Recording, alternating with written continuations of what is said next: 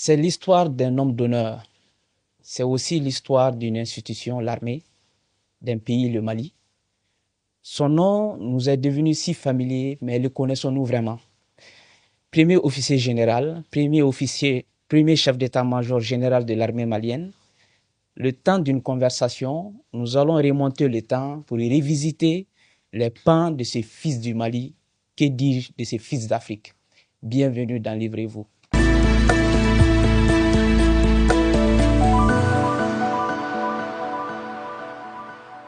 Lui a choisi la voie de la diplomatie, une autre manière de défendre le pays, surtout d'éviter les conflits ou de les mener autrement. Tout à fait. Bonjour Birahim Soumaré. Bonjour. Merci d'avoir accepté notre invitation. C'est tout un grand plaisir pour moi.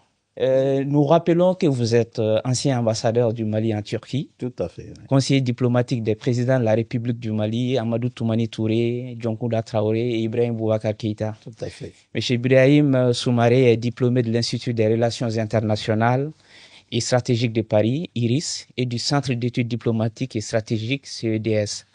Vous avez publié Général Abdoulaye Soumaré, Pan de vie d'un homme d'honneur, en 2024, aux éditions Hérédon. Exact. Pour commencer, moi j'ai d'abord découvert ce livre.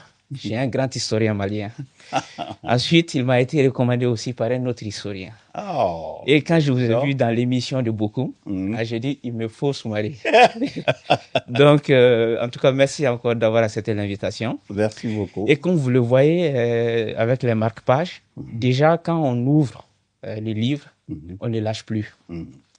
Parce que chaque feuille regorge d'histoires, de leçons, d'anecdotes sur les généraux, sur l'armée, sur le Mali, sur la fédération du Mali et sur les relations entre ce qui était le Soudan et la France. Déjà, moi, j'ai eu beaucoup de plaisir à le lire. Comment est venue l'idée de cette biographie et pourquoi il fallait l'écrire? Alors, merci pour cette introduction très, très flatteuse. Vous le méritez. Ah, merci. Alors, une chose m'a guidé lorsque je me suis proposé d'écrire ce livre-là, c'est d'essayer de faire un voyage ou alors un survol sur ce qu'a pu être des officiers soudanais au sein de l'armée coloniale, de l'armée d'outre-mer, etc.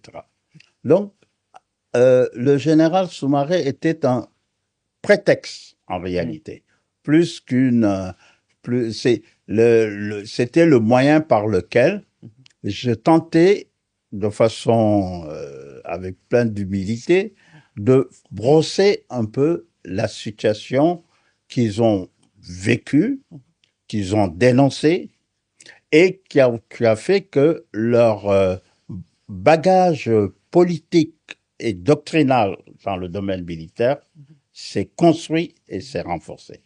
Donc c'est ça qui m'a motivé. Et ensuite, c'était pour moi une manière de relire un peu, de rendre compte un peu des discussions que j'ai eues avec des aînés, avec des personnages très importants, dont Feu ma maman, qui m'ont quand même donné des pans entiers de son parcours. Et c'est ce parcours-là que, modestement, j'ai essayé de reproduire en tenant compte de l'histoire quand même, même si je ne suis pas historien. Non, et on le voit bien dans le livre. Hein. C'est en même temps l'histoire d'un homme, mais c'est l'histoire d'une nation, d'un pays. Et on va revenir plus en détail sur tous ces points. Mais je voudrais commencer avec cette épigraphe du général Abdoulaye Soumaré que vous avez bien voulu reprendre. Je cite, « Qui sait à la fois douter et croire, douter et vouloir, douter et agir et sauver. » Voilà. Alors, pourquoi j'ai choisi ça? Pour des élèves de terminale, ils vont penser au doute cartésien de Descartes, de René Descartes. Mais en réalité, c'est un doute tout à fait traditionnel et africain. Lorsque nos héros se préparaient au combat, le doute qui se posait, c'était un doute méthodologique et préparatoire au combat. Alors c'est pour ça que j'ai repris ce doute-là. Alors ça, c'est, je fais ici référence un peu à l'engagement de nos guerriers lors des batailles épiques qu'ils ont eu à faire ici et ailleurs. Et c'est comme ça. C'était une préparation à la fois psychologique qui alliait l'éthique du combattant et surtout qui alliait la fierté de défendre son terroir. Alors, on doute parce que on ne veut pas faiblir lors du combat. Alors, on se prépare psychologiquement. C'est une sorte de préparation psychologique pour le combat. Alors, le doute ici, c'est un doute pour s'engager convenablement pour relever les défis et pour protéger son terroir, sa nation. Très intéressant comme explication. Et vous remontez le temps, hein, au début de la biographie, où on l'a dit tout de suite, c'est notre histoire, quoi. C'est l'histoire de la période coloniale. Et vous insistez, en tout cas, vous consacrez de larges pages aux figures qui ont résisté à la pénétration coloniale et au pouvoir du colonisateur. Pourquoi était-ce important pour comprendre la vie du général Abdoulaye Soumaré? Alors, le général Soumaré n'est qu'un épiphénomène qui traduit toute une trame de lutte héroïque contre, d'abord, premièrement, la pénétration coloniale, contre la résistance pendant la période coloniale et pour la libération du pays post-colonial, pour l'indépendance. Alors, j'ai en lui, parce que avec des discussions que j'ai eues en famille, je me suis rendu compte qu'il était subjugué par des guerriers, et c'est quelqu'un, Bazani Terra, je crois que j'en parle un peu dans le livre, c'est quelqu'un qui représentait pour lui Alboury Ndiaye, El Hadji Oumar, Samori Touré, en enfance, puisque de par ses liens de famille, du côté de sa maman, il est descendant quand même de Alboury Ndiaye, qui est venu, qui est enterré aujourd'hui au Niger. Donc, cette conception de lutte assez large, c'est ça qui explique pourquoi j'ai fait ce genre de référence, parce que c'est ce qui a constitué un peu sa culture politique, sa culture militaire, et qu'il a probablement poussé à s'engager dans l'armée. C'est ça. Et la vie de ces résistants-là mérite vraiment d'être connue. Par exemple, moi, j'aime bien Bazani Tera. Ah, très bien. J'ai pas assez lu de lui, mais sa figure me parle beaucoup. Et souvent, je ne peux même pas l'expliquer. Non, mais commençons par le commencement, comme on l'a dit. C'est lui qu'on surnommait l'ancien, le grand-père, ou que le président Modibo Keïta appelait Soum. Soum, ouais. On va revenir sur cette anecdote. En quelle année est-il né et où? Alors, lui, il est né le 12 janvier 1905 à Saint-Louis. Alors, s'il est colonel, c'est parce qu'il est natif des 4 communes du Sénégal. Avant, il y avait les 4 communes pour obtenir la nationalité française. Et ça, c'est Blaise Diagne. Oui. Lors de la Première Guerre mondiale, pour pouvoir recruter le plus de bras, a décidé que, également au niveau des 4 communes, il fallait également qu'il y ait un recrutement. En général, les recrutements se faisaient à l'extérieur des grandes villes comme Saint-Louis, Rufisque, etc. Et pour ça, il a fait faire le 29 septembre 1916 une loi qui permettait d'obtenir la nationalité française pour les originaires de ces 4 communes-là. Donc voilà à peu près, c'est dans la dynamique du recrutement. Recrutement, d'ailleurs, on parlait de Bazani Tera, a lutté contre ça. C'est la résistance Bobo, mais pas seulement, même les Dogons, tout ça. Ici, la résistance a été très forte pour l'enrôlement dans l'armée. Et j'en profite déjà pour rendre un hommage à tous ces combattants qui ont été mobilisés. Exactement. Le jeune Soumaré était très curieux, très intéressé par la littérature et la poésie. la résistance au colonialisme est rentrée très vite dans sa vie, vous venez de l'expliquer, et il fut, mais très vite aussi, confronté au racisme. Comment tout cela a-t-il forgé sa personne? Alors, on m'a, puisque j'étais pas là, Ouais. il était au lycée Faidherbe. Hein. Le lycée Faidherbe, je crois qu'ils ont changé de nom. Lycée Faidherbe qui a été créé en 1919 par le pouvoir colonial. Et là-bas, déjà, ne serait-ce les histoires de réfectoire, de bouffe, de dortoir, les enseignants, c'était tous des Français, en général des Corses. Ah oui. Les Corses ont été le plus dans l'administration coloniale. Les Français d'origine corse étaient. Alors donc il y avait beaucoup, et il a vécu déjà ça. Hein? Alors lorsque j'étais tout jeune, j'ai pas tellement connu le général, mais j'ai connu ses compagnons comme Birago Diop, qui était écrivain, et qui est de cette promotion-là. Alors, il m'expliquait qu'on leur a renvoyé de l'école à cause de ça, de cette volonté de lutter contre les faveurs qu'on faisait aux Blancs, etc. Même s'ils étaient Français, c'était quand même des Français de seconde zone. Hein? Donc, voilà. Donc, ça, je crois que ça forgeait un peu sa personnalité très tôt. Ouais. Qui nécessitera d'ailleurs de manifester tout le long de sa vie, comme on va le voir plus loin. Donc, engagé volontaire en 1925, en qualité de soldat de première classe. Exact. Donc, il a commencé Très très bas, là où on doit commencer. Donc, en 1934, il est affecté au service temporaire des irrigations du Niger, qui deviendra plus tard office du Niger à Ségou, mais comme sous-lieutenant. Là-bas, il va tout de suite prendre fait et cause pour les travailleurs indigènes, mais avec les risques. Il dénonçait les injustices et les inégalités. Donc, c'est encore ça qui le poursuit. Et lorsqu'on les a renvoyés, bon, il est venu à Paris avec les Birago, tout ça, toute une bande, là, les Alum Diop. Tu sais, il aurait pu être dans Présence africaine. Hein? Oui, il a écrit beaucoup de poésie. Malheureusement, c'est tellement mal fait, j'ai pas pu les reproduire. Mais c'était un poète, hein, ce général-là. Il a fait beaucoup. Alors, il a fait donc le concours, puisqu'il avait le vol du bac, il a fait le concours de l'école des officiers actifs de France, hein, l'école de Saint-Mexan. Il a réussi le concours et c'est en sortant maintenant de cette école qu'il s'est retrouvé tout de suite au Soudan. Et au Soudan français, et plus particulièrement à l'Office du Niger, où là-bas, c'était vraiment les travaux forcés, hein, vous savez, les travaux forcés, hein, à partir de 1884, hein, c'est même 1887, c'est établi un peu ici, donc le code de l'indigénat.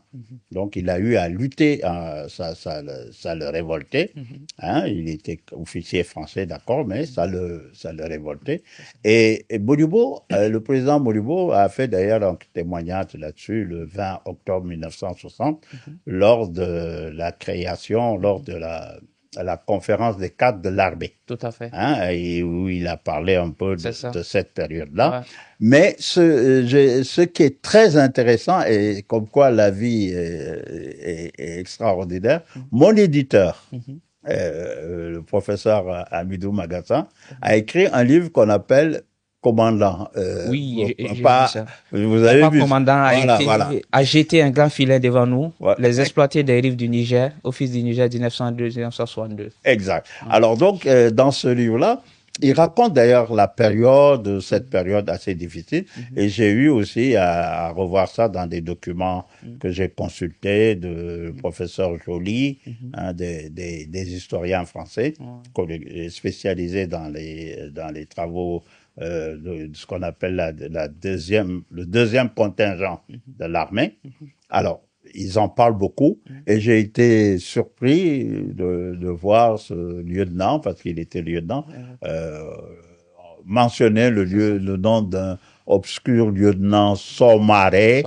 Et alors donc, alors ça c'est pour montrer quand même que, et ça c'est le reflet passe de la lutte que nos grands-pères et grands-pères ont eu. Et lui, il n'est que le reflet de cela. Hein, la plupart de nos aînés de cette période-là ont tenu tête contre l'injustice coloniale. Hein, lui, il n'est qu'un aspect. Je l'ai pris comme exemple. Je vais reprendre les propos de Modibo Keïta. Hein, je cite, comme vous l'avez dit, c'était lors de la conférence des cadres de l'armée tenue à Bamako le 20 octobre 1961. Et il dit, lorsqu'il était lieutenant à Markala, n'avait-il pas été l'objet de toutes sortes de brimades parce qu'il défendait ses frères de race? Il aurait fait montre de brutalité ou d'arrogance à l'endroit de ses travailleurs et qu'il se serait vu distinguer. Grâce à son statut de Français et de militaire, l'administration coloniale a dû se limiter à le soumettre à des enquêtes administratives dont les conséquences furent effacées à la réintégration du lieutenant dans ses cadres d'origine lors de la déclaration de l'état de guerre le 1er septembre 1939. On va revenir sur, en tout cas, sa proximité avec Modibo Keïta. Mais le livre, vous l'avez dit, vous n'êtes pas historien, mais c'est vraiment très documenté. C'est très documenté, il y a des preuves. Et ça peut aussi rassurer le lecteur et même ouvrir le débat. Le jeune lieutenant fréquentait les cercles intellectuels, vous l'avez dit, panafricanistes. Pour un militaire, quand même, c'est pas assez fréquent. Surtout l'amitié avec l'écrivain David Diop. Donc, c'est... Alors, d'abord, vous savez, vous verrez d'ailleurs à l'indépendance ces discours sur l'armée qui sont comme dans la trame d'ailleurs de Modibo Keïta, une armée populaire, révolutionnaire et démocratique. Donc, ça vous donne un peu la coloration un peu idéologique de ce personnage-là. Encore que, alors, donc ça, c'était quelque chose d'important. Et c'est tout au long de sa carrière, ça va se vérifier. Hein, j'ai eu beaucoup de documents, des références, parce que j'ai eu quand même la chance aussi un peu de rencontrer des historiens. J'ai une grande sœur qui est professeure aussi de géographie à la Sorbonne. Donc, pour avoir accès à certains documents, c'est extrêmement difficile. Oui. Pour ne pas dire impossible. Hein. Alors, mais on arrive toujours à consulter sur place, hein, mais sans prendre de photos. Alors, et dedans, dans les rapports, il n'a pas tête brûlée, quoi. C'est un officier supérieur, une tête brûlée qu'il faut véritablement surveiller parce qu'il a tendance toujours à se mettre en défaillance par rapport aux instructions de la hiérarchie coloniale. Et 1939, début de la Deuxième Guerre mondiale.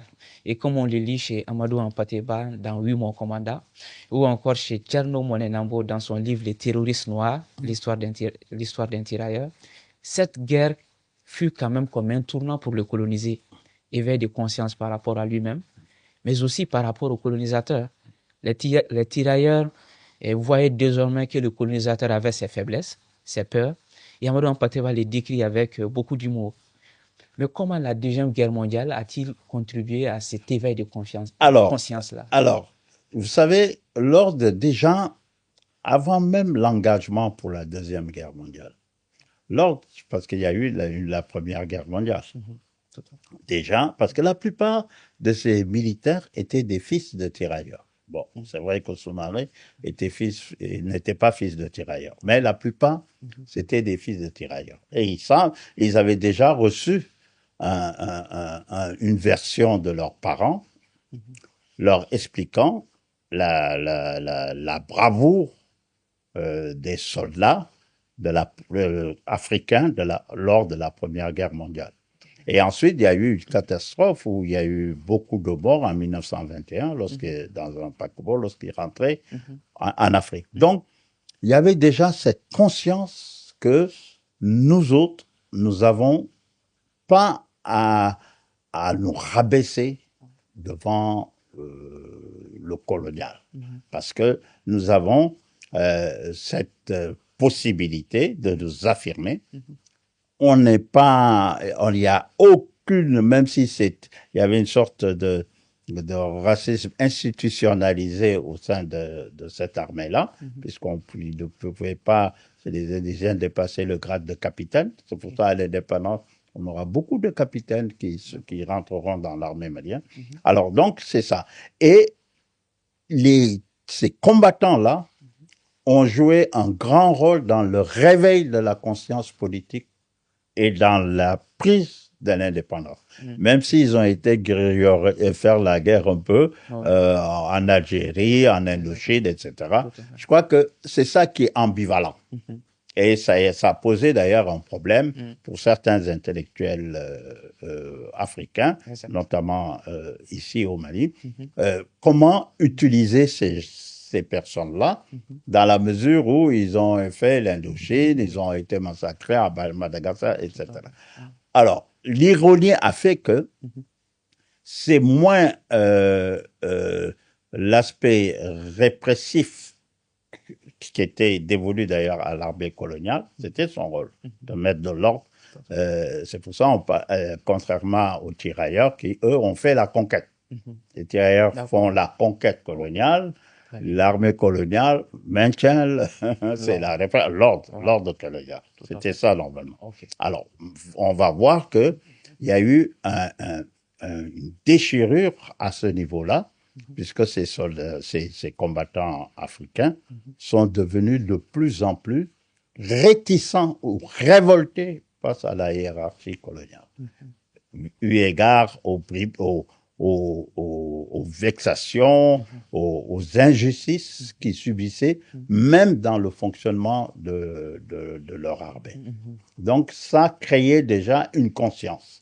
Et lorsqu'ils vont être libérés et qu'ils vont revenir ici, la plupart de ces TR, d'ailleurs, lors du 22 septembre 1960, vous avez Daouda Traoré, qui était le président des anciens combattants ici, qui a fait un discours pour expliquer la volonté d'aller à l'indépendance, de créer soi-même un État, dans la mesure où ce qu'ils ont connu au sein de l'armée coloniale, c'était pas véritablement ce qui était souhaitable. Tout à fait.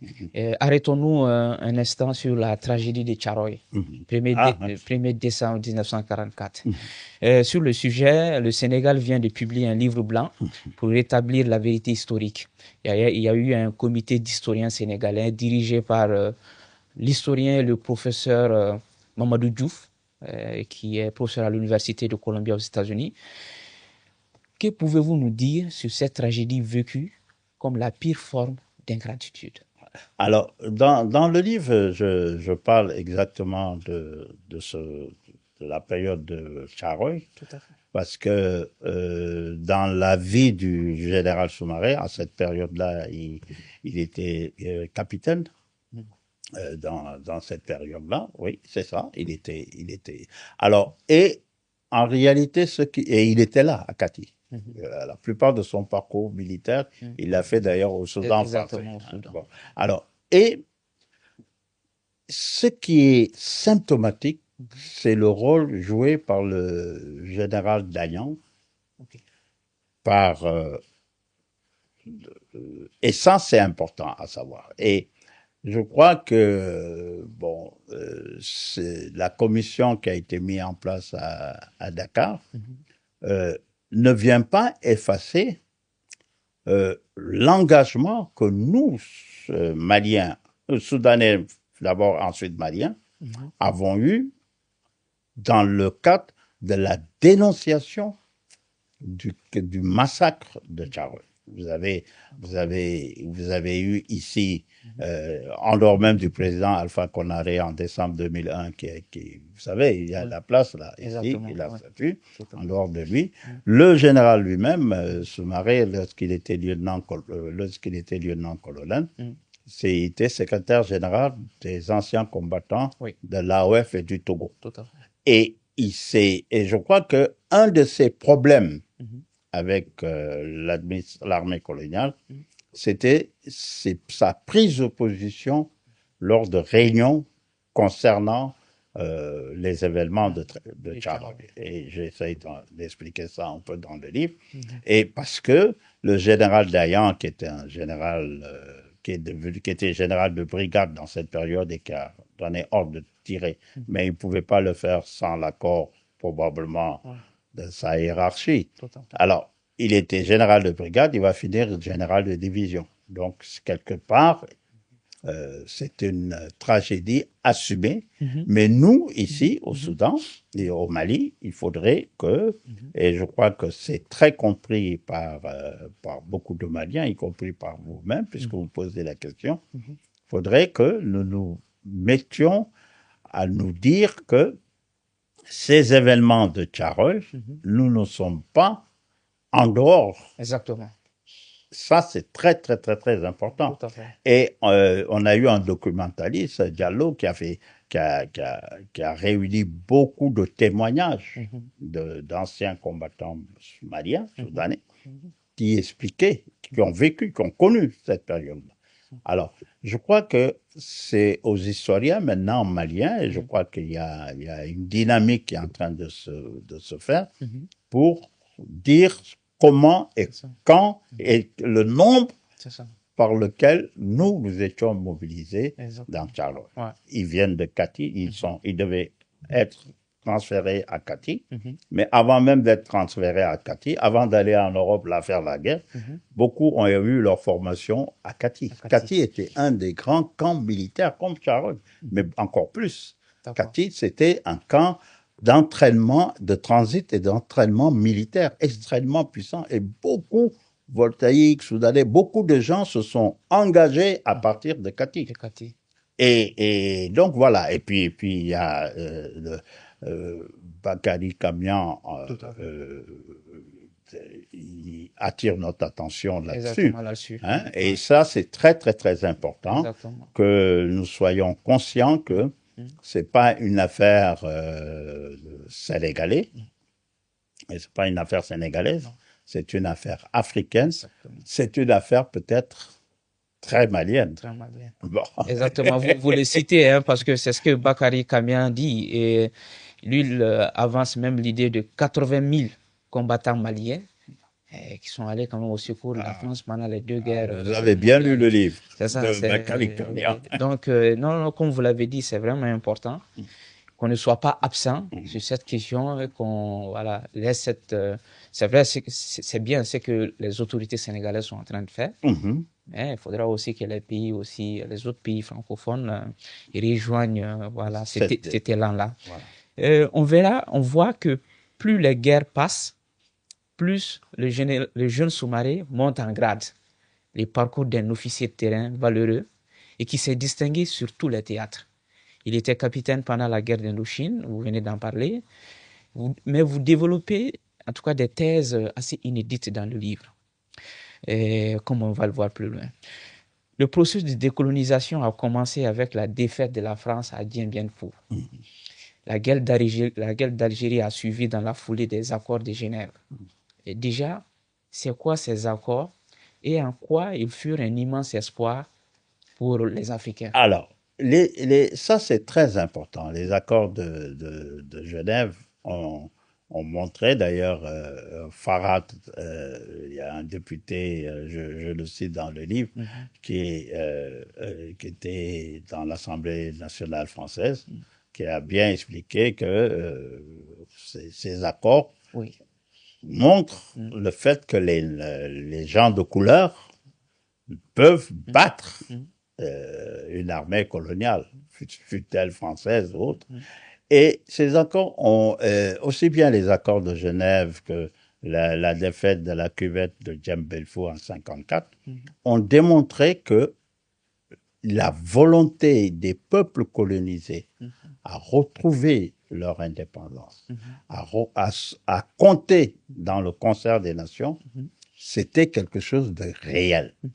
Et ça s'est tellement bien fait que beaucoup de mouvements après de contestation de l'ordre colonial vont commencer par là. La guerre d'Indochine, qui commença véritablement en 1947 et qui va continuer, c'est parce que Orchimine ne voulait pas des accords de Fontainebleau. Et ça, c'est quelque chose en 1946 plutôt. Il ne voulait pas des accords de Fontainebleau. Et ça, c'est important. C'est-à-dire que le désir d'indépendance, suite à la Seconde Guerre mondiale, a été comme un vent dans tous les pays colonisés. Les gens se sont dit qu'à partir de maintenant, nous prenons en charge notre destin. Et s'il faut prendre le fusil pour ça, on le prend. Alors, ça, si vous remarquez, les événements de Madagascar viennent après la Seconde Guerre mondiale, les événements également d'Indochine, les événements d'Algérie en 54, également, c'est la même chose. Hein, et tout ça, ça prouve que l'ambition des colonisés à faire leur histoire était réelle. Ici, au Soudan, l'Union soudanaise RDA, le PSP, et d'autres mouvements, sans compter les foyers intellectuels, les foyers culturels, il y avait qui foisonnaient ici, le syndicat, et il y avait cette volonté-là. Donc, moi, je crois que tout ça explique qu'est-ce que le chemin dans lequel nos pays vont s'engager à partir de cette période-là, où on ne considère plus, il y avait les événements de Timbuktu en Côte d'Ivoire, on ne considère plus le pouvoir colonial comme légitime, légal, où il faut se soumettre, où il faut déléguer sa destinée. Voilà. Et c'est ça que ça indique véritablement. Et on verra tout le processus de décolonisation qui va suivre. S'enclencher rapidement avec tout ça. Et vous reprenez une citation d'Albert Einstein, le hasard, c'est Dieu qui se promène. Ouais. Et le hasard va mettre ces deux hommes-là en contact. Mais est-ce que, avant de parler des rapports entre le président Modibo Keïta et le général Abdoulaye Soumaré, à quand remonte leur première rencontre? Est-ce qu'on a une idée de ça? Voilà. Alors, beaucoup de gens vont vous dire, c'est lors de la Fédération du Mali. Mais vous savez, Modibo, il a fait William Ponty. C'est la promotion 1934-1936. Il sort majeur d'ailleurs de cette école. Alors, entre parenthèses, William Ponty, pour pouvoir faire le concours d'entrée, il fallait sortir de l'école supérieure préparatoire. Il fallait faire, c'était un concours pour aller à William Ponty. Et il y avait plusieurs sections. On ne devenait pas instituteur au sens instituteur du terme. Il faut bien. Après, il y avait la section administrative et commerciale, et puis il y avait la section médecine pour pouvoir faire l'école de médecine, l'école pour sortir comme médecin africain. Alors ça, c'est juste parce que j'ai vu dans le réseau beaucoup de. Exactement. Oui. On parle de. Alors ça veut dire que dans le système scolaire actuellement, disons, c'est la 9e, quoi, pour faire le concours. Attention. Pour faire le concours. Pour faire le concours. Ok. Attention. D'accord. C'était pas. Je ne sais pas, parce que... Non, vous faites bien de revenir sur ça, parce que les gens disent que c'est la 6e année à la 9e année, quelque chose comme ça. On veut minimiser ça. C'est des gens extrêmement... Et ensuite, pour sortir de William Ponty, il faut non seulement avoir une bonne moyenne, Modibo était major de sa promotion, mais également, il faut déposer un mémoire. Oui, exact. Très important. Autrement dit, la capacité de réfléchir. Alors, il faut produire quelque chose. Il faut produire un mémoire. Donc, tu vois, c'est comme si les gens qui font un master, je sais pas quoi, là. Exactement. Bon, alors, donc, d'abord ça, c'est important. C'est vrai que c'est des gens qui ont été formés par l'administration coloniale pour servir dans l'administration coloniale. Mais le niveau de formation intellectuelle était assez important. Tout à fait. Bon. Exactement. Alors, Modibo et le général se sont pas connus à la Fédération du Mali. Okay.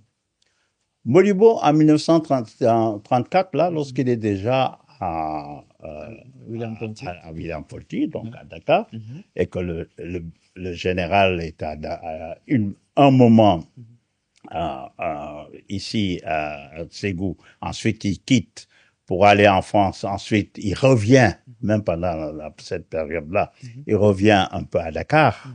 Hein, donc, ils ont tous les deux, tenez-vous bien, mis en place à Kaolack une des premières associations soninké. Je dis bien soninké. Voilà. Donc, ils se sont connus dans cette période-là.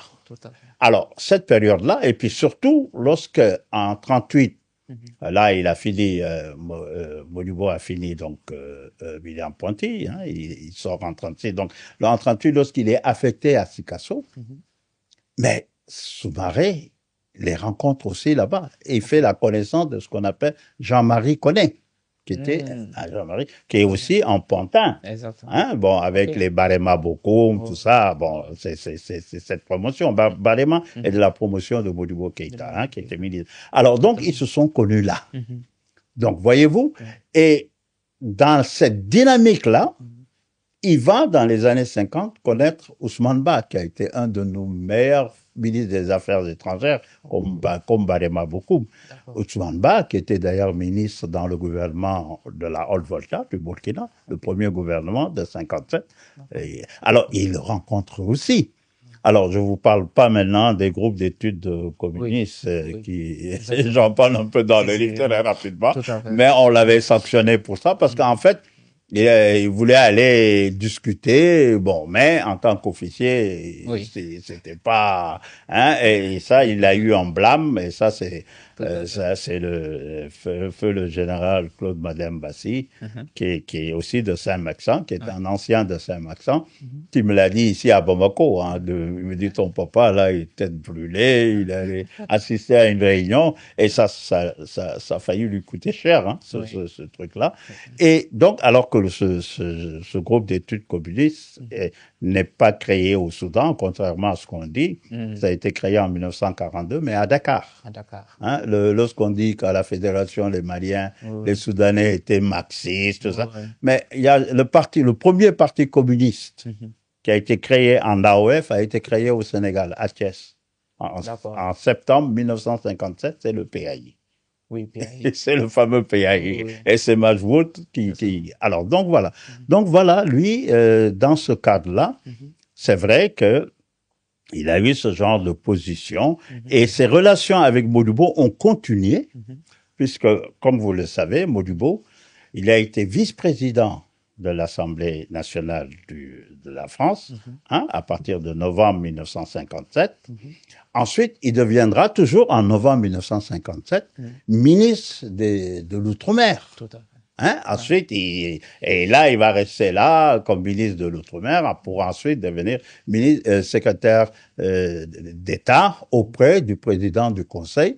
Et ça, il va y rester jusqu'en 1938, jusqu'en 1958. 58. Et là, le général, lui, lieutenant-colonel en 1956, sera membre du cabinet de Maurice Bourgi-Monori, qui deviendra ensuite ministre de la Défense. Et en tant qu'ancien, en tant que président des anciens combattants également, il sera sous les ordres du ministre de la Défense. Et ils feront une sorte de rencontre, ça c'est ma maman qui me l'explique, des rencontres très fréquentes à Paris, entre lui, Modibo. Alors donc les relations sont anciennes. C'est pas une relation de la fédération. Ça remonte même au temps où même ils n'étaient pas à Paris. Mais ça s'est renforcé lorsque Modibo était dans le gouvernement, à l'Assemblée nationale et dans le gouvernement français. Tout à fait. On voit bien un parcours de Modibo Keïta qui a occupé des positions de pouvoir qui n'est pas venu du jour au lendemain. Ah non, non, pas du tout, pas du tout. Oh là là, pas du tout. Pas du tout. Et on va s'arrêter sur la Fédération du Mali. Il est colonel d'infanterie. J'avoue que sur la Fédération du Mali, nous avons beaucoup de choses à apprendre. Et c'est l'intérêt encore de lire ces livres-là. Déjà, je voudrais commencer avec la condescendance de De Gaulle quand il apprend la fédération. Il dit la République soudanaise, je connais. La République sénégalaise, je connais. La République du Mali, je connais pas. Et il a fallu ce que vous qualifiez d'entêtement de Modibo Keïta pour que De Gaulle accepte l'idée de fédération. Oui, oui. Dans cette période-là, d'ailleurs, on est dans la communauté française, hein, donc c'est-à-dire que le référendum de 58 est passé, hein, la Guinée est partie, mais nous, Soudan, la République soudanaise et la République du Sénégal, Burkina et même le Dahomey, enfin le Bénin, c'est nous qui constituons les quatre, avons tous voté oui au référendum de 58. Donc, à partir de là, donc, en octobre, donc, c'est la 5e République, hein, le 4 octobre 1958. Et là, automatiquement, nous sommes membres de la communauté française. Oui. Alors, De Gaulle, pour lui, il connaissait le Sénégal qui a voté oui. Il connaissait le Soudan qui a voté oui, malgré beaucoup de choses. Ici, Philippe Dabo avait milité pour le non, hein. Ah oui? Ah oui. Bon, nous, au Mali, la stratégie de Modibo, c'était qu'il avait compris que la plupart des États de l'AOF de cette période-là optaient pour le oui. Et dans sa conception, il était important d'aller en indépendance en étant groupé pour refaire ce qu'on appelle l'AOF, hein, l'AOF qui depuis 1895, qui va mourir donc en 1956 avec la loi 4 du 23 juin 1956. Modibo voulait qu'on aille regrouper. Alors c'est pour ça il a milité pour le oui au référendum de 58. Alors malheureusement, et donc De Gaulle pour lui, il avait toujours dans l'esprit la loi Gaston Defferre, soutenue par Houphouët-Boigny le 23 juin 1956, la loi 4. C'est-à-dire que tous les États sont indépendants de façon autonome. Pas alors c'est pour ça, lorsqu'il a compris la stratégie, il a dit non, moi je connais le Sénégal, je connais la République, mais je connais pas la Fédération du Mali. Et effectivement, comme vous le répétez, il a fallu que Modibo tape sur la table, hein, c'est vers le 15 mai 59, que De Gaulle va finir par admettre. Il ne va pas reconnaître, il va admettre la Fédération du Mali. Parce que s'il reconnaissait ça, il n'allait pas œuvrer d'une manière ou d'une autre à son éclatement. Et ça, on va revenir dessus. Donc, rappelons, la constitution de la Fédération a été adoptée en 59 par les deux pays, Soudan et Sénégal. C'était un régime parlementaire. Exact. Très bien. L'élection du président de la Fédération prévue le 27 août 1960 n'aura jamais lieu. Mais expliquez-nous l'organisation institutionnelle de la Fédération. Qui avait quoi comme pouvoir? Alors, et sachant que les pouvoirs étaient provisoires. Ouais, en fait, très bien. Là, je suis content que vous avez lu. Alors, d'abord, ce qu'il faut savoir, c'est que, effectivement, ils se sont dit, les fédéralistes, donc parce que la Haute-Volta et puis le Bénin et le Dahomey vont quitter la fédération.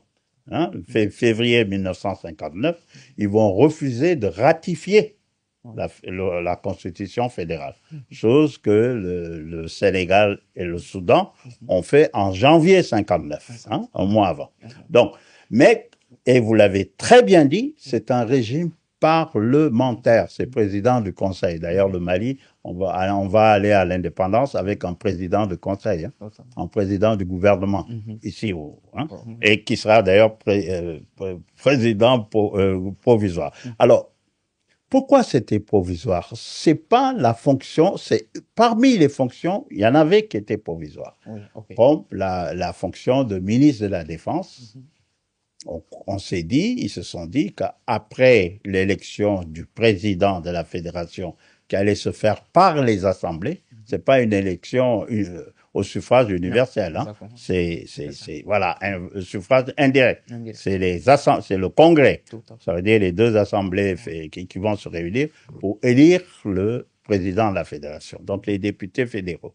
Donc, ils se sont dit, après, maintenant, si jamais, après, le ministre de la Défense, le poste définitif de ministre de la Défense sera pourvu.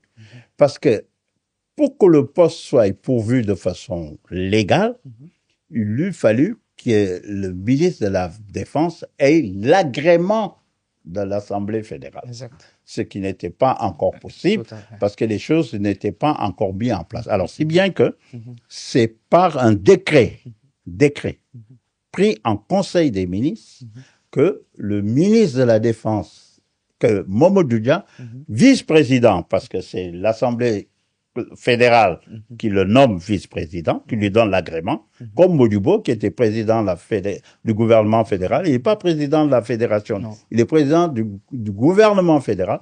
Et ça, c'est l'Assemblée fédérale qui lui donne l'agrément. Bon. Alors maintenant, pour le poste, puisqu'il fallait quand même une armée et puis s'organiser, on s'est dit, et puis nommer des ambassadeurs, etc. On s'est dit, bon, en attendant le 27 août, on prend un décret, nous, les ministres, le Conseil des ministres, pour désigner un parmi nous qui assurera de façon provisoire les fonctions de ministre de la Défense. On l'a donné à Mamadou Dia. Alors, fonction provisoire de ministre des Affaires étrangères, on l'a donné à Modibo Keïta. Fonction provisoire de chef d'État de la Fédération du Mali, on l'a donné à Modibo Keïta. Mais c'est provisoire. La fonction officielle, ratifiée et tout, c'est la fonction de président de la fédération, du gouvernement fédéral et vice-président du gouvernement fédéral. Sinon, tout le reste là, ils l'ont mis de façon provisoire, étant entendu qu'à partir du 27 août, on va changer. Alors, dans mes recherches, j'ai cru comprendre que le ministre de la Défense aurait été Valdjo Ndiaye du côté sénégalais, et du côté soudanais, le ministre des Affaires étrangères aurait été Jean-Marie Codé. D'accord. Donc, voilà. Et Senghor dans tout ça, il est alors, Senghor, lui, il est déjà président de l'Assemblée fédérale. fédérale. Il est déjà élu. D'ailleurs, c'est le premier qui est élu. Pourquoi? Parce qu'on est dans un régime parlementaire. Oui. Hein, les députés se sont réunis et ils ont désigné à l'unanimité Senghor comme président. Il n'y a eu aucun problème pour ça, pour sa nomination comme président de l'Assemblée fédérale. Très bien. Arrêtons-nous maintenant sur deux thèses que vous développez. Et j'invite vraiment les téléspectateurs à suivre ça, parce que ça participe à cette réflexion sur ce moment fédéral de notre histoire, surtout sur les causes de l'échec. Est-ce que l'échec ne serait pas plutôt dû à cette opposition entre Léopold Sédar Senghor et Lamine Gueye, plutôt qu'entre Senghor et Modibo Keïta? Première thèse, on développe ça. Alors, ça c'est une très bonne question. Et je suis content que vous posiez ce genre de questions, effectivement, dans le livre. Alors, ce qu'il faut savoir, il y avait une conférence, parce qu'il y avait un parti, ce qu'on appelle le Parti de la Fédération africaine, qui regroupait l'Union soudanaise RDA, du côté soudanais, et l'Union progressiste sénégalaise, du côté sénégalais. C'est cette fusion des deux qui a donné ce qu'on appelle le Parti de la Fédération africaine, dont le président est Senghor et dont le secrétaire général est Modibo Keïta. Alors, il était entendu au sein de ce parti-là que le poste de président de la République le 27 août, ce serait dévolu à la délégation du Sénégal. Autrement dit, c'est un Sénégalais qui allait occuper le poste de président de la fédération. Mais attention, on a dit un Sénégalais. Ça peut être n'importe qui. Même la vendeuse d'arachide, là. Tout à fait. Donc, c'est un Sénégalais. Moromafo, Toromafo. Donc, c'est clair. Alors, maintenant, c'était clair, donc, pour les Soudanais. Alors, c'est pour ça, de temps en temps, j'entends que Modibo était candidat pour être président de la fédération. Non, c'est faux. Modibo n'a jamais... Il était président du Conseil fédéral.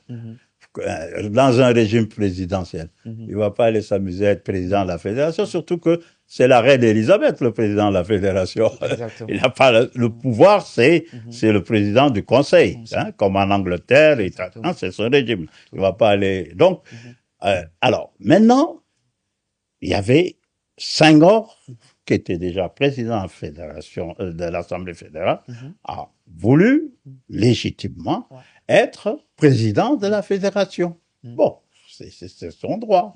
Hein? De toute façon, les Soudanais n'avaient absolument rien à voir dedans.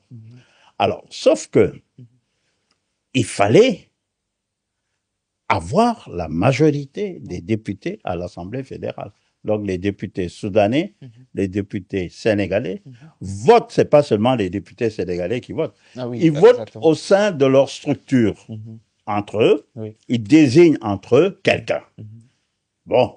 Et ils viennent, ils le présentent à l'Assemblée fédérale et tout le monde applaudit. C'est une unanimité. Tout le monde applaudit. Habana. Il n'y a pas d'autre chose. Alors, malheureusement, Senghor, lorsqu'ils se sont rendus compte, avec Mamadou Dia, qu'ils avaient tous les députés sénégalais avec eux pour voter, mais que du côté soudanais, faut te dire la vérité, il n'y en avait aucun. Il y en avait 2 ou 3 qui allaient s'abstenir pour des raisons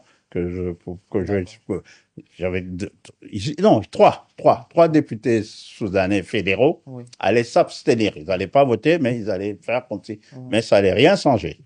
Alors, donc, alors là, Mamadou Dia et Senghor, d'ailleurs, ont compris tout de suite que les Soudanais n'allaient pas voter pour lui, alors qu'il lui fallait un nombre de voix pour pouvoir être président de l'Assemblée fédérale. Si le poste, on le laisse au Sénégal, cela n'interdit pas le fait que Sénégalais et Soudanais votent. Hein, c'est un arrangement qui se sont fait comme ça, mais c'est tout, parce que du côté soudanais, personne n'était candidat, ne voulait de ce poste-là. Alors, maintenant, ils ont compris que si Senghor n'arrive pas, un autre candidat du Sénégal pourrait se présenter. En l'occurrence, Lamine Gueye, qui est né à Médine, dont le père, Birahim Gueye, a passé, d'ailleurs, toute sa famille, il a une grande famille qui est actuellement à Médine, mais c'est pas la raison, hein, c'est juste pour dire il est né à Médine. Alors, mais il est français, puisque la loi lui permettait d'être français, puisque de père français. Alors, donc lui, il allait présenter sa candidature du côté sénégalais. Donc, il n'aurait pas toutes les voix sénégalaises, hein, puisque beaucoup sont des partisans de Senghor, mais il avait une écurie politique au sein de l'Union progressiste sénégalaise. C'était le concurrent de Senghor. Ce qu'on appelle les socialistes unifiés, dont 2 d'ailleurs vont être ministres fédéraux dans le gouvernement fédéral de la République du Mali, Ablaye Fofana et de Thiam. Alors, bon, ces gens-là vont voter, vont pas voter pour Senghor, ils vont plutôt voter pour Lamine Gueye, plus les voix soudanaises, ils passent. Et pourquoi Lamine... alors on me dit, mais pour quelle raison, je ne le développe pas trop dans le livre, pour quelle raison Lamine Gueye? Pas parce qu'il est né à Médine. Je crois que vous parliez tout de suite des événements de Tcharoy. L'avocat des rescapés de Tcharoy, c'était Maître Lamine Gueye. Hein? Et ça, c'est important. Et ensuite, Maître Lamine Gueye, c'est d'ailleurs lui qui a amené Senghor au Sénégal pour être député. Sauf que Senghor va le battre après. Hein? Surtout en 1951, il l'efface carrément. Donc, mais ça, c'était la cuisine. Alors, on ne va pas être hypocrite. Il y avait probablement un jeu des Soudanais qui se méfiaient peut-être de Senghor, encore que Senghor avait eu aussi de bonnes relations avec Modibo. Il n'y a jamais eu d'animosité. Alors, ce qui est d'ailleurs le plus surprenant, c'est peut-être l'attitude de Mamadou Dia, qui avait toutes les options qui ressemblaient à celui de... Alors, c'est pour te montrer, les vieux, dans cette période-là, le sens de la fidélité, de l'amitié et de la parole donnée. Mamadou Dia, très tôt, s'est donné a donné son engagement à Senghor. Et pour lui revenir là-dessus, ça, il l'a mis en prison pendant des années de prison. Il sort de prison, la première visite que Mamadou Dia a fait, c'est chez Senghor. Il va voir son bourreau pour lui dire, pour lui demander qu'il fasse la collate. Tu t'imagines? Alors ça, c'est Mamadou Dia. Donc, mais c'est la conception de ces gens-là. Hein, j'entends des gens dire, ah, on n'est plus des Soudanais, on est des Maliens. Ça signifie quoi? Parce que les Soudanais, c'était la fierté, hein, on rigolait pas avec la corruption et tout ça, hein, mais comme les Maliens, hein, parce que les Modibo vont devenir Maliens. C'est eux qui vont créer le Mali, la République du Mali. Exactement. Donc voilà à peu près les raisons qui ont poussé Modibo Keïta, qui ont poussé plutôt Lamine Gueye à être candidat. Et encore une fois, Modibo n'a jamais... n'avait aucun intérêt. Aucun intérêt. Donc deuxième thèse, c'est le choix du chef d'état-major de la défense et des forces de sécurité de l'armée fédérale entre le colonel Abdoulaye Soumaré et le lieutenant-colonel Amadou Fall, qui va aussi créer cette sanction-là. Oui, alors, Mamadou Dia, qui était ministre, qui était vice-président, ministre provisoire de la Défense, a proposé Amadou Fall, qui deviendra colonel dans la dynamique, d'ailleurs, et Amadou Fall, comme chef d'état-major général. Hein? Et Modibo, qui était président du Conseil, mais chef suprême provisoire des armées, tout ça c'est provisoire, a proposé donc le colonel Soumaré, en se disant que, en dehors même des liens peut-être qui se sont connus comme je vous ai dit, mais du point de vue strictement militaire, bon, c'était le premier colonel de l'armée française, le premier colonel africain dans l'armée coloniale, le premier. C'est le colonel Soumaré. Donc, c'était le plus gradé. Donc, il dit, bon, puisque c'est le plus gradé, là, vraiment, on n'a qu'à prendre mon frère Soumaré, et puis voilà, et puis on n'en parle plus. Alors, ça a créé beaucoup de problèmes, puisque Mamadou Dia n'avait pas accepté. Mais finalement, bon, avec les conciliations, etc., bon, et puis, je crois que ce qui explique tout ça, c'est le fait que Amadou Fall était conseiller militaire de Mamadou Dia, parce que Mamadou Dia est en même temps président du conseil du gouvernement du Sénégal. Hein, ça, c'est à cause de Senghor que c'est permis. Et parce que normalement, le cumul des deux fonctions, c'était pas possible. Et Ablaye Soumaré, le colonel Soumaré, était conseiller militaire de Mamadou Dia, de Modibo Keïta. Hein, tout en étant avec les anciens combattants, Modibo en a fait son conseiller militaire. Donc voilà à peu près les choses. Et voilà, c'est comme vous le dites, hein, et Mamadou Dia même qui fera un aveu après, voilà, par rapport à toutes ces prises de position là, parce que on sentait après qu'il n'était pas tellement à l'aise avec ça, et vous l'écrivez. Mais expliquez-nous comment la naissance de l'armée malienne est-elle liée à la Fédération du Mali? Bon, parce que la plupart des militaires soudanais, parce qu'il y en avait beaucoup, des Soudanais, des militaires et des gendarmes soudanais, la plupart sont revenus ici, au Mali, pour constituer, ils étaient 1400 à tout casser, 1400 militaires. Donc, ils ont structuré avec Soumaré, mais il y avait d'abord le commandant, le chef de bataillon Pinana Drabo, qui avait déjà ici en bataillon, qui relevait, bien entendu, de la fédération, du chef d'état-major général de la Fédération du Mali.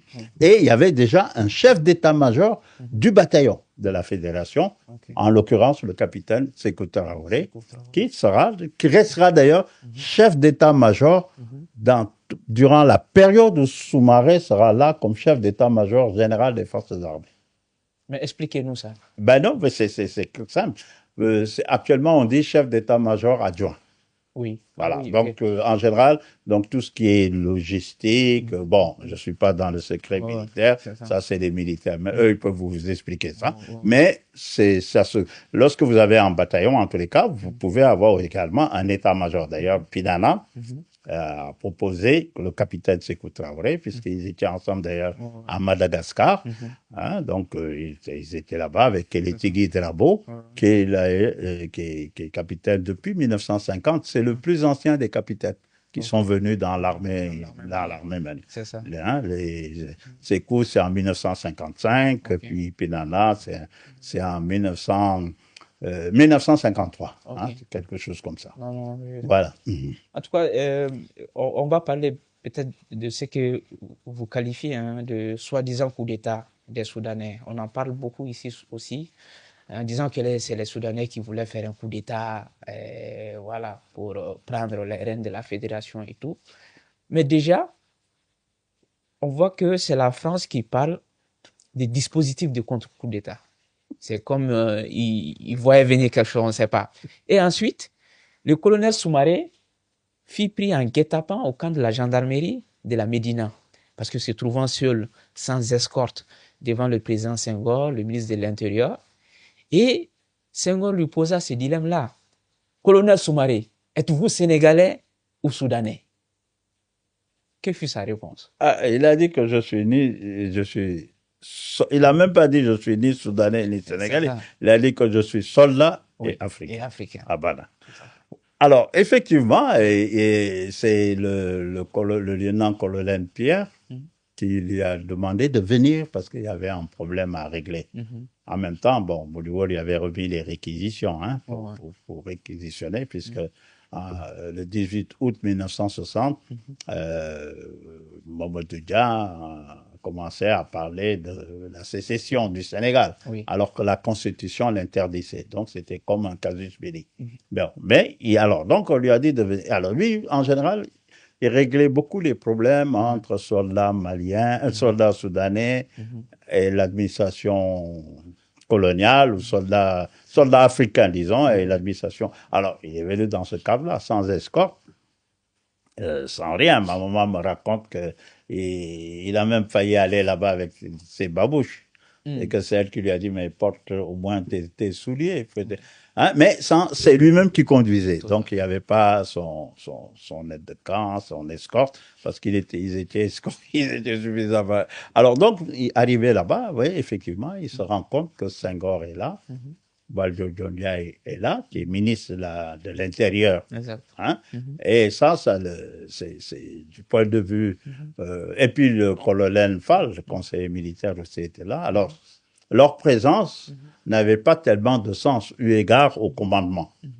Hein, le colonel Pierre, lui, c'était normal, c'était le chef de la gendarmerie, adjoint du chef d'état-major général, oui. Mais le reste, là, ces politiciens et même le conseiller militaire de Mamadou Dial, Amadou Fall, bon, ils n'avaient pas... voilà, c'est ça, c'était pas leur présence était... Alors, ça l'a surpris. Hein, alors qu'en réalité, bon, c'était une opération. Exactement. Mais c'est là où il fut arrêté. Ah oui, il a été arrêté tout de suite, et puis arrêté par... alors, je parle un peu d'Étienne de Bois-Lambert, parce qu'en ce moment-là, on avait un représentant de la communauté française au sein de la Fédération du Mali, qui était Étienne de Bois-Lambert. Et nous, on avait aussi un représentant de la Fédération du Mali à Paris, Ok. Nous aussi, on avait ce représentant-là, Blaise Maïga, et donc, c'est pour vous dire, c'était pas un ambassadeur, c'était des hauts représentants, parce que c'est toujours dans le cadre de la communauté française. Le Mali la fédération est dans la communauté française. Alors, c'est pour ça, à l'indépendant, Modibo va demander à reprendre tout ce qu'il a transféré, hein, voilà, son fameux discours. Exactement. Non, on voit clairement que la France ne voulait pas de la fédération, ou du moins ne voulait pas, par exemple, pas un Modibo, mais peut-être un Lamine Gueye à sa tête. Donc, dans ce processus de mise en place de l'armée malienne, on voit que le politique, qui est Modibo Keïta, et le militaire, qui est le colonel Soumaré, avaient une vision partagée de cette armée, qu'ils ne voulaient plus classique, mais souveraine. Les deux se parlaient beaucoup, s'estimaient grandement. Mais le président était quand même ministre de la Défense aussi. Est-ce que ce cumul n'était-il pas un problème? Bon, il faut comprendre que à partir du 20 août, c'est l'état d'urgence qui a été décrété en Conseil des ministres fédéral par Modibo Keïta. Hein, le 19 août plutôt. Hein. Et ça va continuer. Ça dure au moins 15 jours. Après 15 jours, maintenant, l'Assemblée...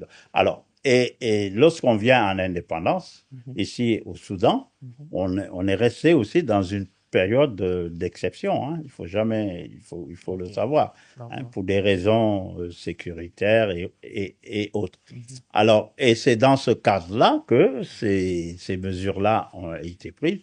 Et il a été effectivement ministre de la Défense en même temps, à un moment, hein, et même ministre des Affaires étrangères, même si c'est Balema Bokoum qui sera ministre des Affaires étrangères à partir de 61 jusqu'à 1964. Hein. Après, ce sera Ousmane Ba. Mais disons que les Affaires étrangères et la Défense, c'est domaine de souveraineté. Arrêtons-nous quelques instants hein, sur les dimensions que le général Soumaré voulait donner à l'armée malienne. Il a théorisé les nouveaux soldats maliens. Pour lui, je le cite, la force de l'armée réside dans le lien avec son peuple, son histoire, sa conscience et son engagement patriotique et civique. Je continue. L'idée du soldat guerrier a fait sa place à celle du soldat citoyen, et l'idée de l'officier aventurier et destructeur a fait place à celle de l'officier éducateur, constructeur et administrateur. On voit un général Soumaré qui va mettre en place des structures comme l'EMIA pour vraiment garantir cette souveraineté militaire. Il est pour le multilatéralisme, pour l'armée panafricaine, l'armée régionale. Et il était aussi contre une promotion rapide d'officiers, contre la politique dans l'armée, vous l'avez dit. Il a côtoyé ces cercles marxistes et tout. Mais après, il a posé des limites entre le politique et l'armée. Et revenez un peu sur toutes ces dimensions-là de l'homme, multilatéralisme, panafricanisme, nouveaux soldats maliens. Ouais. Alors, vous savez, le seul congrès ordinaire de l'USRDA pendant cette période s'est tenu le 10 septembre 1962. Et c'est dans cette période-là qu'il a fait ce genre de déclaration que vous êtes en train de lire. Mais il faut dire que le Modibo Keïta avait aussi cette conception, et la plupart de ces officiers qui sont venus, les premiers là, qui sont venus dans l'armée coloniale, malgré le fait qu'ils aient travaillé dans l'armée coloniale. Donc, en réalité, le général Soumaré traduisait de façon claire certaines appréhensions, aspirations d'ailleurs de ces officiers-là, de ces premiers officiers. Alors, il faut dire que le parcours au sein de l'armée coloniale a fait que certains sont venus un peu, j'allais dire révoltés en tous les cas. Alors donc, il y avait cette prédisposition. Mais le plus fort, ça a été la frange des jeunes officiers, comme Dibi Silas Jaras, et tout ça.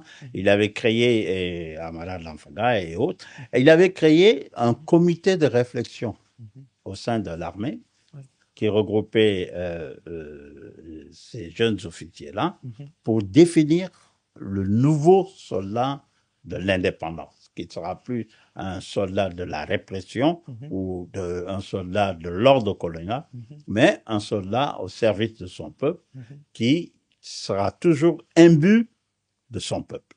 Et ça, c'est cette conception-là, d'ailleurs, que des gens comme Thomas Sankara,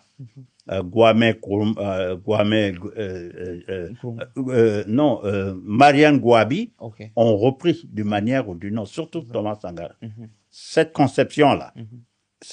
Alors c'est pour ça j'incite beaucoup notre armée de fouiller dans les archives pour voir.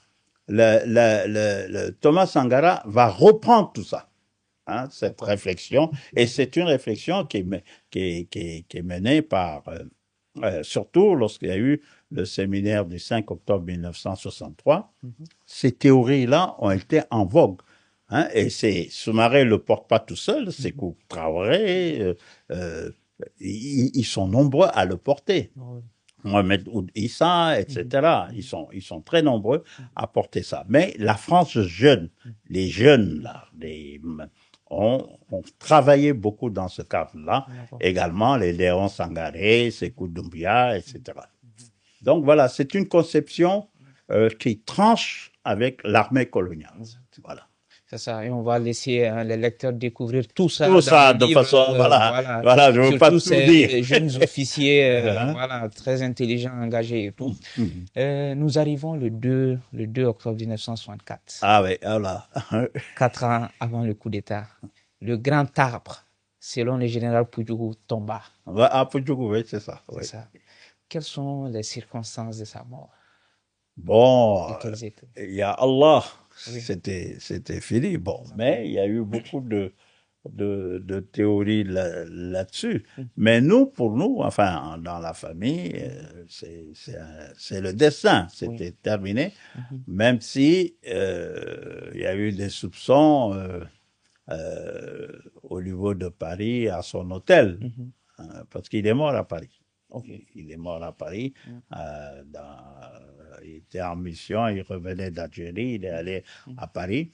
Et bon, c'est là qu'il est mort. Mais pour le moment, on n'a pas accès à des documents. En tous les cas, c'est de Paris maintenant qu'il est sorti de ce monde-là, quoi. Voilà. Et il y a vraiment eu, c'était vraiment un symbole, hein, et on a vu qu'avec son décès, les titres des généraux et des chefs d'état-major général de l'armée ont disparu avant de réapparaître. Oui, c'est-à-dire que le titre, c'est vrai, le titre de général en décembre 1964, Modibo Keïta a décidé qu'il n'y aura pas de général. Bon. Alors, le poste va revenir en 1984 avec Moussa Traoré, qui sera général d'armée. C'est le premier général d'armée de l'armée malienne. Après, il y aura Amadou Toumani Touré et puis l'actuel président. Et pareil pour le chef d'état-major aussi. Oui, c'est-à-dire le mot chef d'état-major général va disparaître. Il y aura le poste qui existait, qui était le chef d'état-major. Mais le poste existait au temps même du chef d'état-major général. Il y avait le chef d'état-major général et il y avait un chef d'état-major qui était chargé de l'opérationnel. Hein? Bon, je ne peux pas aller plus loin que ça parce que ça, c'est les militaires qui peuvent vous expliquer. Voilà. Exactement. Non, c'est vraiment la dimension de l'homme. Et c'est pas rien quand Modibo décide, oui, plus personne ne sera plus. Bon, je crois c'est vraiment la reconnaissance, quoi. Bon, peut-être aussi il avait d'autres éléments, mais ce qui est sûr, c'est que tous ces officiers-là seront également des officiers qui vont se donner dans la construction de notre armée. Sékou Traoré, Pilana, Kéli Mohamed Ould Issa, les jeunes d'Anfaga, Diarra. Je crois que c'est quelqu'un qui pour qui papa avait beaucoup également d'affection. Et je veux parler de Dibi Silas, je veux parler également de Malik Diallo, ou même de Demba Diallo. Hein, ils sont nombreux. On peut pas, c'était Wallagem. Exactement. Ils sont beaucoup. Ils sont nombreux et ils vont continuer cette dynamique-là. Bon, jusqu'aux événements du 19 novembre 1968. Hein, et là, maintenant, ce sera une autre période. Mais c'est très intéressant de savoir que il y avait une dynamique qui a été enclenchée et qui va être poursuivie, enrichie par les compagnons qui étaient avec le général Soumaré. Et pour revenir sur ces destins individuels qui se mêlent au destin collectif de la nation, on peut même se demander, hein, est-ce que 68 aurait eu lieu, quoi, si les généraux étaient là. Ça, vous savez, dans cette période-là, il y a eu beaucoup de bruit, beaucoup tu sais, les premières années d'indépendance, c'est toujours des périodes assez troubles. Mais Soumaré, s'il était là en 68, je ne sais pas comment. Mais en tous les cas, Dieu l'a repris en 64. Exactement. Donc, voilà. Non, des sujets de recherche et de réflexion. Non, sinon, le livre est plein d'anecdotes, les siennes, mais d'autres également qu'on invite vraiment les lecteurs à découvrir. Et on voit qu'il était imam. Il dirigeait. Ah oui, parce qu'avant d'aller à l'école française, jusqu'au lycée, tout ça, il faisait d'abord l'école coranique. Hein, je crois que d'après mes souvenirs, on m'a dit que c'est très tard vers 10 ans ou 9 ans, 10 ans, ils ont commencé aller à l'école française. Lui, c'est un hafiz au Coran. Et il a même écrit un livre pour comment faire le pèlerinage à la Mecque. Comment faire tes ablutions. Les versets de Coran. Il y a un livre qu'il a écrit. Vous voyez, les gens qui écrivent des livres sur l'islam. Il a écrit ça en 1947. Hein, il a écrit parce que à ce temps. Donc, c'est pour vous dire, il était très érudit dans le Coran, hein, ce qui n'est pas mon cas. Malheureusement. Chacun savoir. Ben, dans ce cas, on aurait pu l'appeler El Hajj, mais bon. Ah oui, il a fait plusieurs pèlerinages à la Mecque, puisqu'à un moment, lorsqu'il était au haut commissaire de l'AOF à Dakar, les marabouts comme les Seydou Nouroutal, tout ça. Et puis une anecdote que je peux vous dire, c'est que Cheikh Hamala, lui, le général Oufouet, Lamine Gueye, on fait beaucoup de choses. Il était il était dedans. Le général. Exactement. Et ça, je crois que beaucoup le même. Je me demande même s'il est. Je crois que j'ai juste cité Cheikh Hamala lorsqu'on l'essayait de faire partir. Mais bon. Mais ça, c'est quelque chose, je suis fier de le dire, quoi. Un autre point de ça. Avec les Silla, tout ça, de Côte d'Ivoire. Le colonel, en ce temps, il est commandant. Il a été très sensible à ça, quoi. On voit aussi qu'il dirigeait des séances d'entraînement aussi, hein. Ah ouais, donc, alors là, oui. Modibo Keïta y participait. Oui, j'étais tout petit, je voyais quelqu'un très grand là. Il venait faire du sport. D'accord. Hein, courir là. Oui, exactement. Imagine-toi s'il voulait faire un coup d'État, c'était pas compliqué. Hein. Non. Il avait tout le monde. Exactement. C'est ça. Et c'était au ministère de la Défense, qui était son domicile. Hein, c'était le domicile du général. Le ministère. Alors il venait, il y avait un terrain de basket et puis Alors il venait faire du sport chaque matin. Il venait, il faisait le sport. D'accord. Et les dames, tanti Mariam, tout ça, ils venaient jouer au basket parce que ma maman était une basketteuse. Elle était du lycée Ahmed Fall de Saint-Louis et elle jouait beaucoup au basket. Et une fois, lorsque j'étais au Canada, l'ancien président du Conseil constitutionnel, Manassa, m'a dit que c'est ma maman qui l'a initié au basket. Et je me suis souvenu que maman me disait qu'elle d'ailleurs, lorsque vous allez à Saint-Louis, au lycée Ahmed Fall, la première photo des basketteuses africaine. Ma maman, c'est elle qui a le ballon, là. D'accord. Mais la transition est toute trouvée, hein, parce qu'on a beaucoup parlé du général. Ouais. Or, il y a une générale en chef. Ouais. Le professeur Diallo Oui. me dit qu'on dit pas la générale, on dit la maréchale. Ah, Parce la que lorsque maréchale. l'épouse du général, Oui. elle est maréchale. Ah, d'accord. Parce qu'elle commande même le général. Oui. Ce qui n'est pas faux. C'est vrai. Et voilà, c'est aussi, vous parlez très vite d'elle, hein, mais on sent que Ah ben elle a beaucoup si je dois quelque chose, c'est dans mon éducation, mon parcours, c'est ça. c'est ma mère. Parce que moi, mon père, j'avais quoi, 7 ans à peu près lorsqu'il est parti. Donc c'est ma maman qui nous a, bon, elle est une dame de fer, hein, c'est elle qui nous a, nous étions 5, plus une qui est en France, qui nous a éduqués. Alors, donc, elle était toute seule et puis très jeune, hein, très jeune. Donc, voilà, quoi. C'est Je ça. dois beaucoup. Ouais. C'est elle qu'on connaît. Exactement. Et c'est ce que je disais une fois à beaucoup. Et ce commerce agréable, c'est du général ou c'est de la maréchale? Ah, le commerce agréable. Oui. Je crois que c'est mon côté. Le général était très communicant. D'accord.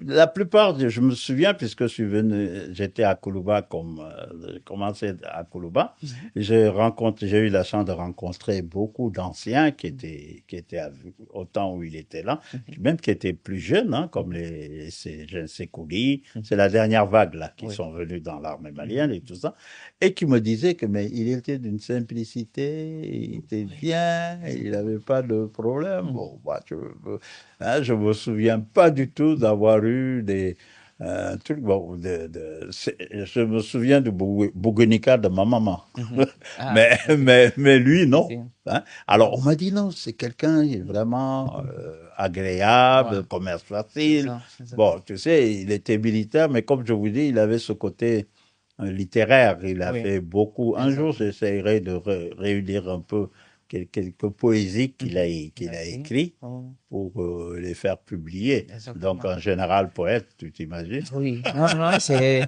ça, c'est ce qu'on a, c'est ce qu'on découvre, hein. Et bon, en général, les grands hommes sont aussi comme ça, Tout à très simples, accessibles. fait. Ouais, Et voilà. regardez Modibo Keïta, c'était ça. Tu vois.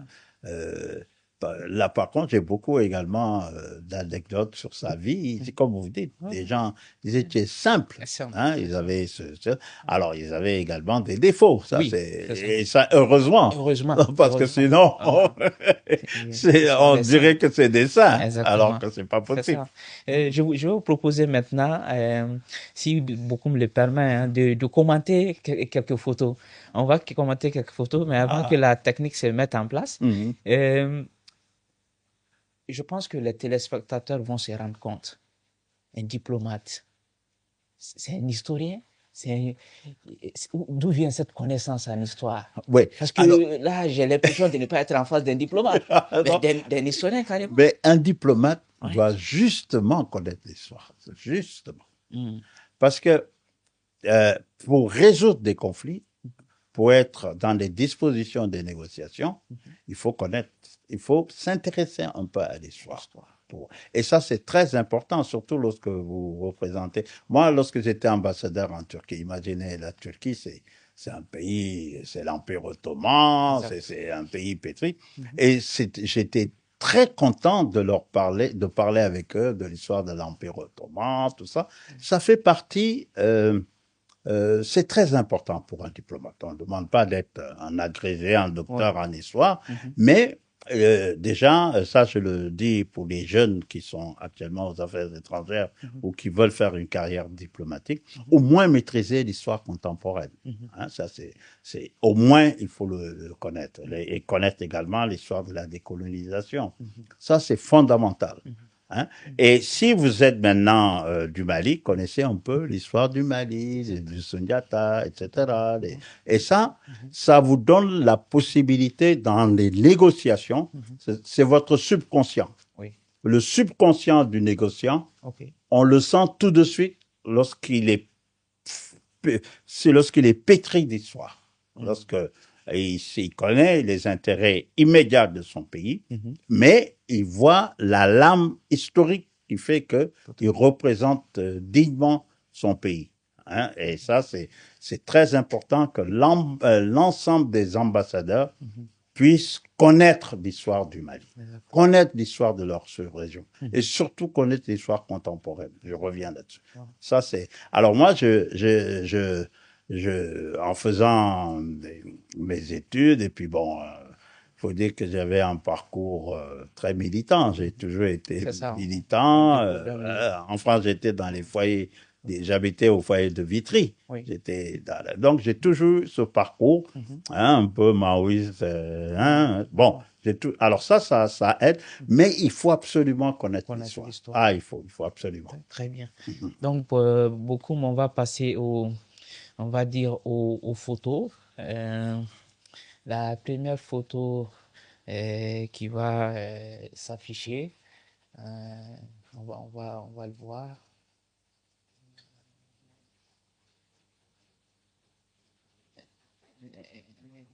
Ah, voilà.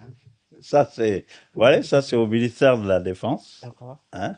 Et bon, c'est ma maman très belle, hein. Exact. La maréchale. La maréchale. Oui. Et voilà, le général. Mais je suis plus beau que le général. Même si on se ressemble. Oui. Hein? Voilà. Donc voilà, et le général en tenue civile. Oui. Voilà, ça doit être en 61, 62. Par le boubou, on sent nettement là, les dames s'habillaient un peu comme ça. Quoi. C'est ça. D'accord. Donc beaucoup, on va passer à la deuxième image. Voilà. Alors ça, c'est lorsqu'il vient de sortir de l'école de Saint-Mexan, l'école militaire d'officier de Saint-Mexan, et qu'il est affecté au Niger, à l'office du Niger, qu'on appelle, d'ailleurs c'est écrit ici, Service temporaire des irrigations du Niger, STN. C'est ça qui va donner, après on va l'appeler Office du Niger. Alors l'Office du Niger, voilà, donc il a été officier lieutenant ici, et c'est son premier poste. Il sort de l'école, on l'affecte ici. Le hasard qui fait. Voilà, exactement. Donc, on va passer à une autre image. Ah, là, vous voyez, ici, tiens, Modibo Makalou, ça c'est mon ancien collègue à Koulouba, conseiller économique, brillant, hein, bon financier aussi. Ouais. Alors là, c'est Jean-Marie Connet, en blanc. Ah oui, on a parlé de Jean-Marie Connet, donc voilà. Exactement. On n'en parle pas beaucoup, hein. C'est ça. Mais son nom revient beaucoup. Ah, très bien. Dans les écrits. Dans les écrits, de chez moi. Ah, oui. Moi, c'est parce que alors Jean-Marie Connet, bon, Molubo, et puis le général, voilà. Probablement, Molubo devait revenir d'une mission, d'un voyage officiel, parce qu'il est accueilli par Jean-Marie, qui était le vice-président du gouvernement. Là, il est ministre d'État, ministre de la Justice, parce qu'il a toujours été ministre d'État. Hein? Oui, mais il y en aura d'autres. Hein? L'actuel Mamadou Diakité, qui était secrétaire d'État, deviendra également ministre d'État à la Défense, lorsque Modibo lâchera la Défense. Voilà. C'est ça, clin d'œil à Modibo Mahamadou. Ah oui, oui. Brillant économiste. Brillant économiste. Ah oui, bah, tu vois, en 1963, il a même... On va passer à une autre image, la dernière. Encore du Modibo. Encore lui, voilà.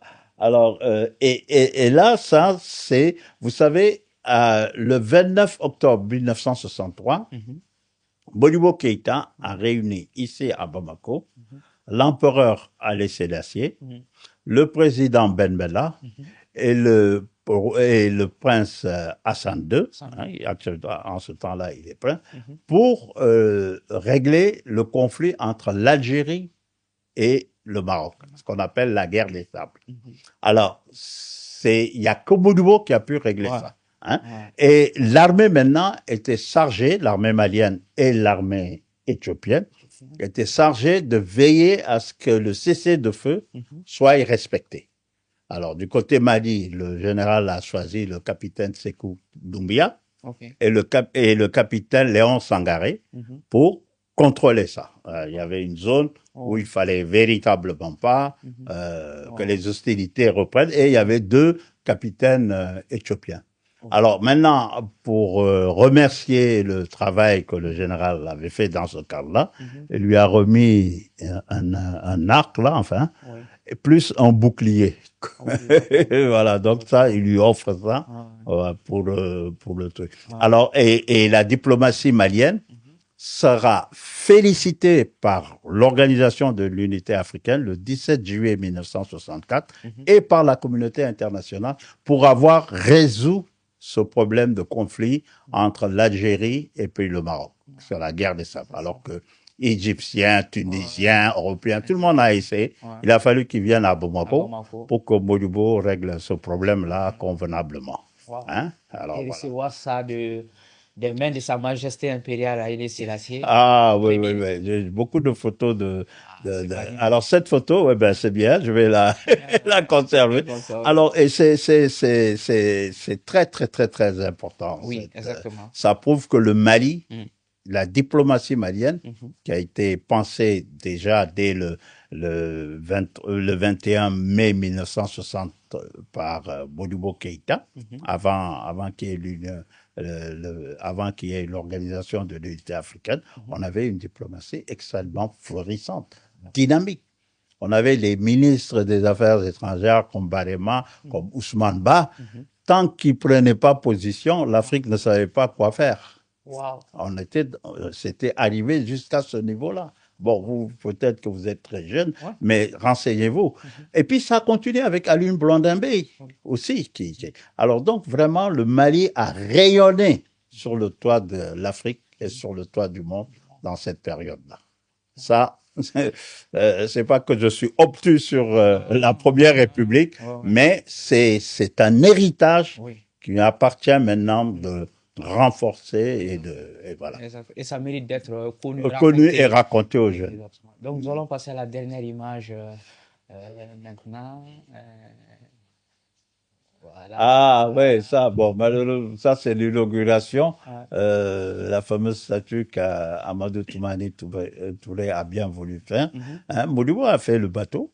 Il y a un bateau qui porte son nom. Chaque président. Chaque président a fait quelque chose.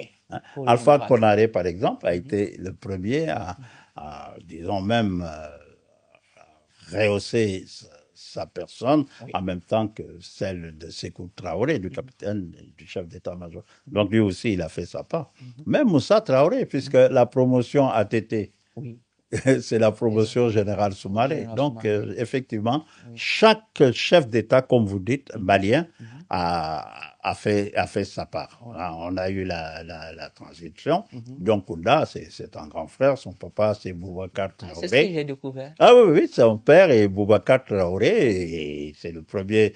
Les gardes là que vous voyez, l'armée, et c'était le chef de la garde. Il est capitaine depuis 1956. Tous ces gens-là viennent dans l'armée malienne. Hein? Donc, et vous l'écrivez, Amadou Toumani Touré, père à son âme, était même à Koulouba à côté du général. Non, Amadou n'a pas connu. Non, pas Amadou, oui. Plutôt Boubacar Traoré. Boubacar Traoré. Voilà, oui. Boubacar Traoré, d'ailleurs, c'est le général qui le fait revenir carrément dans l'armée, parce qu'il y a, bon, c'était pas simple, hein, la création de l'armée.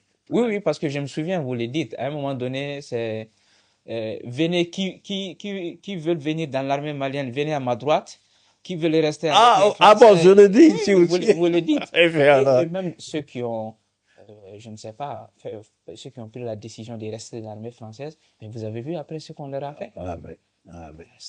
C'est terrible, hein? C'est terrible. Mais c'est comme ça, c'est-à-dire que ton pays, il faut être avec ton pays, hein? Ça c'est important, parce qu'après, effectivement, les Toubabs leur ont demandé de retourner dans l'armée malienne. Exactement. Voilà.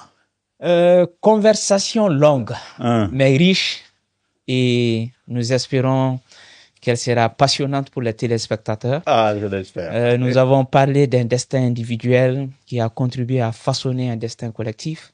Avant de terminer cette conversation, et si on vous demandait de nous dire 3 choses à retenir du militaire et 3 autres du chef de famille.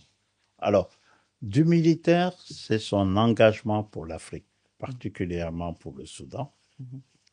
Deuxièmement, c'est sa vision véritablement pour l'établissement d'une armée vraiment endogène, autonome, mais ouverte à la technologie du monde.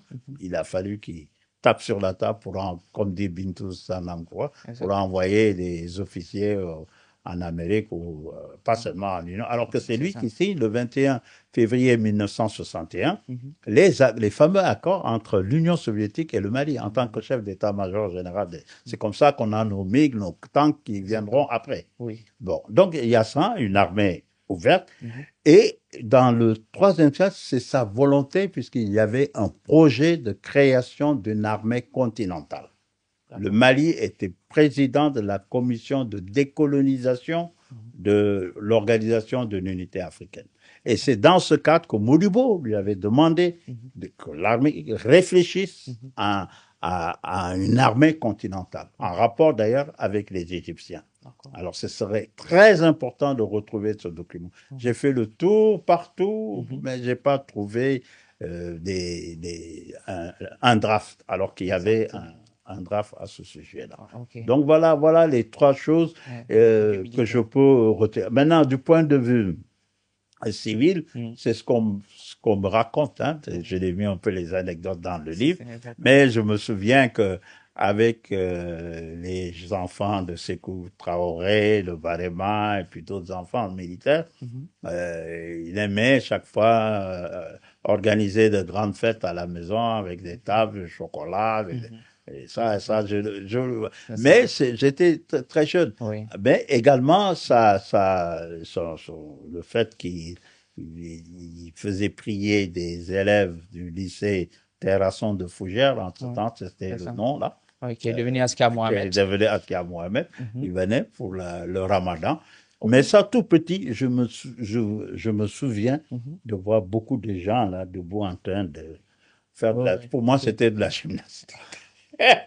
Et j'ai rencontré des personnes qui m'ont dit non, on venait faire le ramadan chez ton papa. Souvent, on faisait la rupture. Donc, c'était un drôle de militaire. Alors, une des choses que ma maman me disait, est-ce que tu te souviens qu'il lisait fort là? J'ai dit non. Oui, de temps en temps, j'entendais. Il aimait déclamer les poèmes. Ok. Ça. Et il s'entraînait à ça. Ah, la prochaine fois, je crois que je vais essayer de faire ressortir. Ça serait bien. Je suis en train de réunir des trucs. Et c'était son truc. Hein. Il était très ami au David Diop. C'était sa bande. Hein. C'était sa bande. Oui. Et puis les Cheikh Anta Diop, qui, lors de la Fédération du Mali, est même venu lui proposer quelque chose que... C'est ça. Ouais. Donc voilà, donc chaque fois que je rencontre des gens comme le colonel feu colonel Madembassi, le fils à Kader Madembassi, qui est un grand militaire de l'armée coloniale, il m'a raconté aussi beaucoup d'anecdotes sur lui. Un véritable militaire engagé, homme de lettres, amoureux des mots. Voilà. Merci beaucoup, monsieur Birahim Soumaré. C'est moi qui vous remercie. Je rappelle que vous êtes l'auteur de ces livres Général Abdoulaye Soumaré, Pan de vie d'un homme d'honneur, qu'on peut retrouver, on peut retrouver à Soumaré Service à Touroukourobou, près de la mairie. On a un numéro de téléphone qui va s'afficher, donc c'est le 76 60 16 16. Bon, cette conversation, c'est aussi une manière pour nous de dire toute notre reconnaissance à notre armée, les forces armées maliennes, qui sont engagées pour que la République tienne debout, et aussi à tous ces civils invisibles et anonymes qui se battent en ce moment pour que le pays ne tombe pas.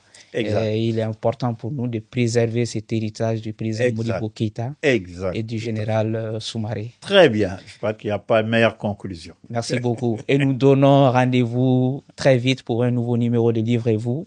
Merci de continuer de nous suivre sur toutes les plateformes de Virus Plus. Souvenez-vous, la lecture n'a que des vertus.